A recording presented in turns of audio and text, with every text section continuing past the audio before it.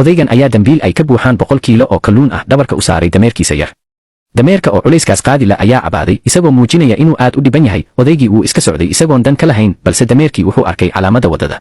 markii uu fahmay inay tahay wado dheer oo buuraley ah oo qaloocan, niyad jab weyn iyo daal hor leh ayaa ku dhacay. odaygii oo dareemay in dameerkii istaagay ayaa soo jeestay.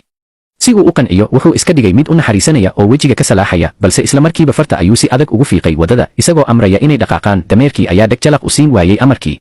odaygii oo xanaaqsan ayaa isku dayay inuu xoog ku riixo. markii ay u socon weydayna dharbaaxo ayuu kaga dhuftay wejiga, taasoo xaaladda sii xumaysay. halkii uu ka carari lahaa, dameerkii wuxuu odaygii ku eegay indho gubanaya oo xanaaq ka buuxo.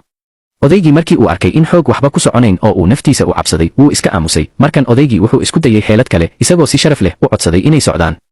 balse dameerkii wuxuu ugu jawaabay inuu dhulka fariisto, weliba uu iska seexdo isagoo khuurinaya. odaygii ayaa fikrad cajiib ah ku soo dhacday, wuxuuna soo saaray raadiye yar. markii uu shiday muusig macaan, dameerkii wuxuu helay tamar cusub, wuxuuna bilaabay inuu farxad la ciyaaro isagoo raacaya odayga. jidkii dheeraa ee buuraleyda ahaa waxay ku soo dhaafeen ciyaar iyo heeso, iyagoon dareemin wax daal ah. si fudud ayayna ku soo gaareen meeshii ugu sarraysay ee buurta. odaygii oo aad u faraxsan ayaa eegay dambiishii kalluunka, balse naxdin ayuu la kulmay. dambiishii waa ebar, kalluunkii oo dhanna wuxuu ku daatay waddada intii ay ciyaarayeen.